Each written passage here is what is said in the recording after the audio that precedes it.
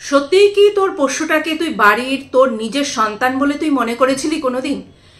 কেন বলছি বলতো এ কথা? তুই প্রত্যেক দিন ভিডিওতে সবসময় বলতিস না যে এটা আমার নিজের সন্তান, এটা আমার সন্তান, এটা আমার সন্তান, এই বলে বলে প্রত্যেকটা ভিউয়ার্সের তুই মন জয় করেছিস, একটা ইমোশনাল জায়গা কিন্তু দখল করে নিয়েছিস, মানে চারিদিকে ছড়িয়ে দিয়েছিস তাদের মনে তোর প্রতি একটা ইমোশনাল জায়গা, এটা তাদের মনে ঢুকিয়ে দিয়েছিস। কেননা তুই তোর যেটা নেই সেটা তুই এক পোষ্যর মধ্যে পেতে চেয়েছিস, সেই পোষ্যটাকে নিজের সন্তান বলে তুই এমনভাবে তুই সবার সামনে তুলে ধরেছিস যে পোষ্যটাই তোর সন্তান।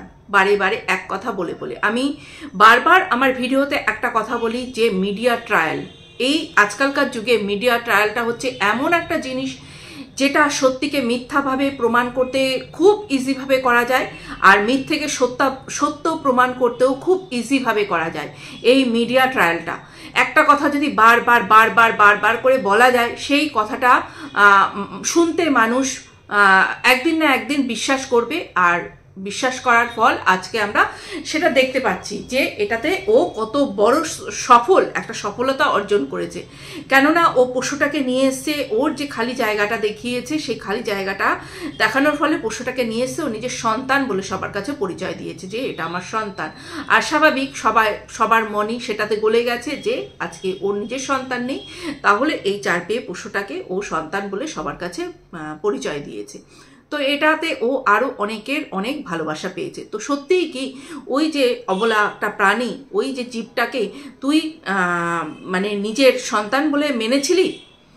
আজকে ধরলাম যে এই জায়গায় যদি তোর সত্যিই পেট থেকে জন্ম দেওয়া একটা সন্তান হতো তো সে যদি তোর খুব অসুখ হলো, সে হওয়ার পরে তোর খুব অসুখ হলো, তুই কোনো জ্যোতিষীর কাছে গেলি, সে বলল যে তোমার এই অসুস্থতার কারণ হচ্ছে আজকে তোমার এই সন্তান, তোমার সন্তানের জন্য তুমি আজকে পৃথিবী ছেড়ে চলে যেতে পারো।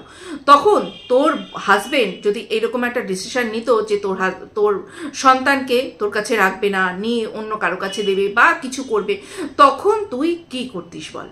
তখন কি তুই এই সেম জিনিসটা তোর মানে এই ভেরুর কথা মেনে নিয়ে তুই তার হ্যাতে হ্যাঁ মেলাতিস? আদৌ কি তুই সত্যি ভেরুর কথা সব কিছু মানিস? তাহলে এই যে ভেরু তোকে বলেছিল যে কন্ট্রোভার্সি ভিডিও করা ছেড়ে দিতে, তুই তখন ছাড়িসনি, তুই তখন বলেছিস যে আমি তাকে ছেড়ে দিতে পারি, শ্বশুর ঘর ছেড়ে দিতে পারি, কিন্তু আমি কন্ট্রোভার্সি করা ছাড়বো না, এই চ্যানেল আমি ছাড়বো না। তাহলে তোর যে এই পোষ্যটার থেকে তোর চ্যানেলটা অনেক বেশি দামি, তাই না? তাহলে লোককে তুই কেন এতদিন ঠকিয়ে গেছিস যে পোষ্যটা হচ্ছে তোর সন্তান, আজকে যদি ধর তুই একটা জন্ম দিলি, তুই একটা কোনো সন্তান জন্ম দিলি, সন্তানটা ধর নর্মাল হলো না, কোনো স্পেশাল চাইল্ড হিসেবে হলো, তখন সেই সন্তানটাকে তুই কি ছেড়ে দিবি? তুই জানিস এই বাচ্চাটাকে আমার সারা জীবন টানতে হবে, বাচ্চাটার সেবা শুশ্রূষা সমস্ত কিছু তোর নিজের করতে হবে। তুই কি সেটা তোর বর সেটাতে রাজি হলো না, তুই তখন কি করবি বল? সেই সন্তানটাকে বুকে আগলে থাকবি তো, নাকি সন্তানটাকে তুই কোথাও ফেলে দিয়ে আসবি? এইরকমই তো আমরা দেখি যারা এই যে বাচ্চা জন্ম দেওয়ার পরই এই যে সদ্যজাত বাচ্চাদের এখানে ওখানে ফেলে রেখে দিয়ে যায়, তারা কারা বলতো? এই যে তুই আর তোর যে হাজব্যান্ড, মানে বদমাইশ দ্য গ্রেট, তোরা দুইজন, তোদের মতন মা বাবারা এইগুলো করে। আবার এইরকম মানুষ বহু আছে যার সন্তানটা ধর ওইরকম একটা জন্ম নিয়েছে, তারা নিজেরা হাঁটতে পারবে না, চলতে পারবে না, কিচ্ছু করতে পারবে না, সারা জীবন তাদেরকেই টানতে হবে, তাদেরকেই সমস্ত কিছু করে দিতে হবে। সেই বাবা মা, বিশেষ করে সেই মা কিন্তু সেই সন্তানকে বুকে আগলে সারা জীবনটা করে যায়। এরকম আমার দেখা এরকম অনেক আছে। একটা বাচ্চা আছে, সে অটিস্টিক বাচ্চা, সে মা কোথাও যেতে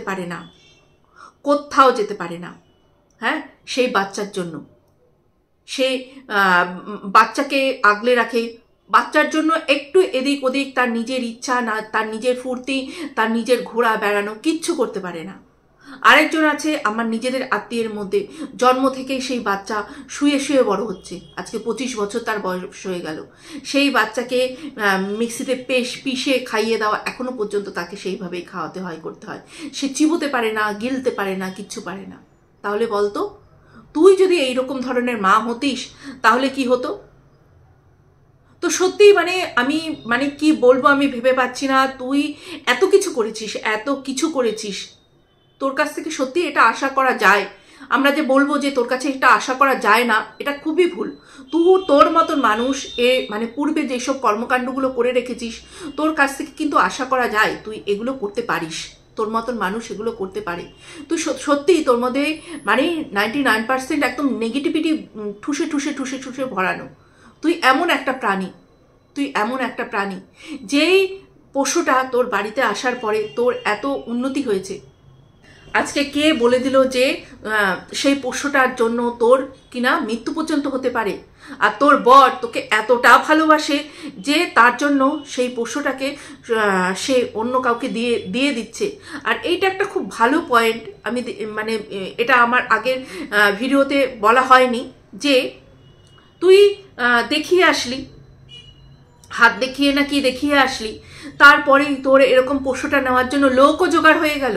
হ্যাঁ, মানুষকে ভাওতাবাজি দিতে দিতে কোথায় নিয়ে যাচ্ছিস কোনো হিসাব নেই। মিথ্যা কথা বলতে বলতে কোথায় কি বলে ফেলছিস কোনো হিসাব নেই। আমার একজন খুব প্রিয় মানুষ আমাকে কতগুলো কথা লিখেছে, সেটা আমি চাইছি এখানে সেই প্রশ্নগুলো হচ্ছে তোর ভেরুর কাছে, তোর ভেরুর কাছে, বিশেষ করে তোর ভেরুর কাছে। তো সেই প্রশ্নগুলো আমি করব। তার নামটা আমি নিচ্ছি না, কেননা তার কাছ থেকে আমার পারমিশন নেওয়া হয়নি। তার নামটা নেব কি নেব না, তো অবশ্যই এই প্রশ্নগুলো করব। আর এই প্রশ্নগুলো শুধু ওর একার না, আমার। এবং এই প্রশ্নগুলো যদি তোমরা শোনো, তোমাদের অনেকেরই এই প্রশ্নগুলো হবে।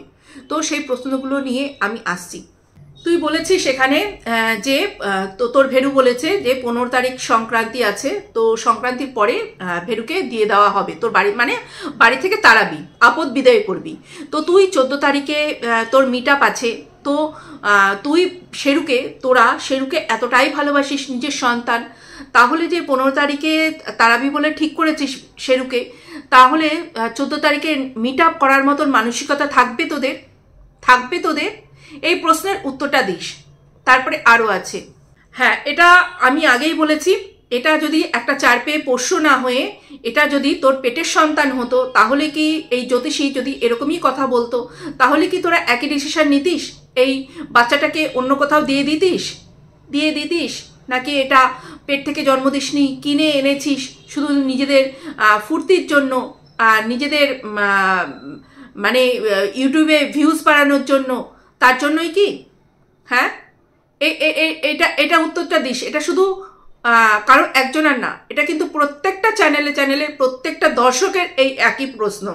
এটা যদি 4 পেয়ে না হয়ে তোর পেটের সন্তান হতো, তুই কি করতিস? ভেরু বলেছে যে শেরুকে সরিয়ে দিতে। তুই কি ভেরুর সব কথা অক্ষরে অক্ষরে পালন করিস?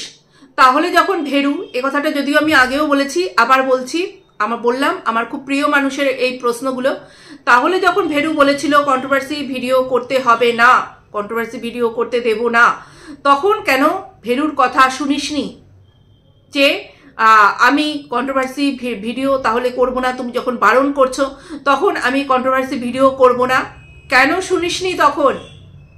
আর এখন তুমি দেখাচ্ছ তুমি ভীষণ হাজব্যান্ডের কথা শোনো, ভেরুর কথা শোনো, আর ভেরুর কথা শুনেই তুমি এটা করছো। নাটকের জায়গা পাও না তোমরা দুজন? না, নাটক করতে বসেছো। হ্যাঁ, কাজ নেই। প্রশ্ন আছে, তার আগে আমি বলবো, নিজে এই শেরুকে না সরিয়ে জ্যোতিষীকে গিয়ে বলেছিস, তুই যে কর্মগুলো করে রেখেছিস এতদিন ধরে ইউটিউবে, আজকে তোর যে ফলটা পাচ্ছিস সেগুলো তুই কর্মের ফলই পাচ্ছিস। বলেছিস তুই গিয়ে যে তুই কি কাণ্ড করেছিস, কার সংসার নষ্ট করার চেষ্টা করেছিস, কি কাজে কাকে সাহায্য করেছিস, 2টো বাচ্চা মাথার উপর থেকে তুই কিভাবে তাদের মা বাবাকে সরিয়ে নেওয়ার জন্য ফন্দি পিকিরে এঁটেছিলি। এক হচ্ছে যখন নাকি মন্দিরা পরকিয়া করলো, বাচ্চাটাকে নিয়ে চলে গেল, মন্দিরার সঙ্গ দিয়েছিলি, তখন তুই তার বাচ্চাটার সন্তানের কথা ভাবিসনি যে এর সঙ্গ আমি কি করে দিচ্ছি, এর জীবনে যে বিপর্যয়টা নামবে সেটা তো ভুক্তভোগী ওই যে বাচ্চাটা সেও হবে। তাহলে এর সঙ্গ না দিয়ে আমি চেষ্টা করি স্বামী স্ত্রী যাতে মিলে যায়, করেছিলি সেটা। আজকে যখন তুই আরেকজনকে সঙ্গ দিচ্ছিস, সেও এরকম পরকিয়া করেছে, তোর সঙ্গে যখন যোগাযোগ করলো তুই তাকে সমানে তুই উস্কানিটা দিলি, তার ফলে আজকে এতটা যেটা বাড়ার বেড়েছে, এতটা যেই জিনিসটা তৈরি হয়েছে সেটা হয়েছে। সেখানে কি একবারও চেষ্টা করেছিলি এদের পরিবারটাকে মিল করিয়ে দেওয়ার, হাজব্যান্ডের মধ্যে ওয়াইফের মধ্যে যাতে সব ঠিক হয়ে যায় সেটা করার একবারও চেষ্টা করেছিলি? করিসনি। এই পাপগুলো যাবে কোথায়? এইটা জ্যোতিষীকে বলে দেখতিস, জ্যোতিষী কি বলতো তারপরে দেখতাম। কর্ম ভালো করবি তো কর্মর ফলও ভালো পাবি, কর্ম যেরকম করবি তার ফলও তো পাচ্ছিস। ভেরু দুদিন ধরে বাড়িতে কেন রে? কি কারণে ভেরু দুদিন ধরে বাড়িতে? কি গেছে নাকি? এই যে শেরু, তোদের পোষ্যটা তোদের খুব নিজের সন্তান। ভেরু বলল যে এই পোষ্যটা নিজেরা সিদ্ধ ভাত খেয়ে ছিল, কিন্তু এই পোষ্যটাকে কোনোদিন অবহেলা করেনি। এটা তোদের নিজেদের সন্তান। কিন্তু তোরা যখন সেই টাওয়াল এনেছিলি, দামি টাওয়াল, তো নিজেদের জন্য ব্র্যান্ডেড দামি টাওয়াল আনলি, আর পোষ্যটার জন্য একটা কম দামি টাওয়াল কেন আনলি? তখন কি মনে পড়েনি যে এটা আমার বাচ্চা, তা এই বাচ্চাটার জন্য একটা দামি টাওয়াল নিই? কেন আনলি বল? আছে এর কোনো উত্তর? তার মানে এই পোষ্যটাকে কখনো তোরা নিজেদের সন্তান বলে মনেই করিসনি, এটাকে একটা পোষ্য বলেই মনে করেছিস, আর ওই টাকা দিয়ে কিনে আনা একটা প্রপ হিসেবে ইউজ করেছিস এতদিন। ঠিক বললাম তো? এই এতদিন সন্দীপকে বলেছি, সন্দীপ বাচ্চাটাকে প্রপ হিসেবে ইউজ করছে, নিজের সন্তানকে। আর আজকে আমি বলছি তুই তোর পোষ্যটাকে এতদিন প্রপ হিসেবে ইউজ করেছিস, তার ভালো হয়েছে, তুই কিন্তু অনেক লাভবান হয়েছিস তাতে, তাই না? ওই পোষ্যটার ভাগ্যে তুই লাভবান হয়েছিস। ভেরু তোর যে ফিউচার নিয়ে খুব চিন্তা, ভেরু তোর ফিউচার নিয়ে খুব চিন্তা, কেননা তোকে প্রচণ্ড পরিমাণে ভালোবাসে। ধরতে গেলে তুই ওকে জন্মই দিয়েছিস, এইরকম একটা ব্যাপার। কিন্তু ভেরুকে যারা জন্ম দিয়েছে তাদের জন্য কি এতটাও চিন্তা করে, এতটা তাদের জন্য কেয়ার করে? মানে ভেরুর মা বাবার জন্য ভেরু কি এতটা চিন্তা করে, এতটা কেয়ারিং মা বাবার প্রতি? আমার তো মনে হয় না, আমার তো একদমই মনে হয় না এই ভেরু তার মা বাবার প্রতি এতটা কেয়ারিং মনোভাব আছে। আর এই যে তোর জীবনে আজকে যেটা বলছিস, এই 7.5 বল, শনির দশা বল, এইসব বল, এটা এই ভেরুকে যদি দিয়ে দিস না, আমি আবারও বলছি তোর জীবনে এইগুলো আরও বাড়বে। এটা শুধু একটা মাত্র উপায় আছে এর থেকে বেরোনোর। তুই যে কর্মগুলো করেছিস তুই নিজেও জানিস, তুই যেগুলো এখনও করে যাচ্ছিস ঠিক করছিস না। সেই দিনেও তুই সন্দীপের মাকে ডাইনি বলে সম্বোধন করেছিস। সেই দিনও তুই একটা এরকম বয়স্ক মহিলা, যে মা কাকিমাদের বয়সী, তাকে তুই ডাইনি বলে সম্বোধন করেছিস। তুই যেগুলো সমাজে খারাপ জিনিসগুলোকে তুই সাপোর্ট করেছিস, এইগুলো তুই যে ভালো করিসনি, সেটা তুই মেনে নে যে এইগুলো ভালো করিসনি, আর তার জন্য তুই ক্ষমা চা। তবে যদি তোর এই 7.5 বল, শনির দশা বল একটু হলেও কমে। আর সব থেকে আগে এই যে ভেরু তার মা বাবার সঙ্গে যেই জিনিসগুলো করছে, যেই খারাপ কাজগুলো করছে, তাদের কাছে ক্ষমা চাক। তোরা দুজন হাজব্যান্ড ওয়াইফ মিলে তাদের কাছে ক্ষমা চাইবি। তবে তোদের এই যে আজকে যে দিনগুলোর মধ্যে দিয়ে যেতে হচ্ছে না, যেতে হচ্ছে, এই যে ভেরু ঘরে যে বসে আছে, সব কিছু খারাপ জিনিস দূর হয়ে যাবে। কথাতেই আছে, কথাতেই আছে, যত খারাপ কাজ করো না কেন, যদি মা বাবার কাছে ভালো না হতে পারো, মা বাবার আশীর্বাদ যদি থাকে, সেই খারাপ সমস্ত কিছু দূর হয়ে যায়, সেই খারাপ সমস্ত কিছু দূর হয়ে যায় মা বাবার আশীর্বাদে। আজকে তোরা মা বাবার আশীর্বাদ থেকে বঞ্চিত তোদের কর্মের জন্য, তাই আজকে তোদের ওপর এই অবস্থাটা এসেছে।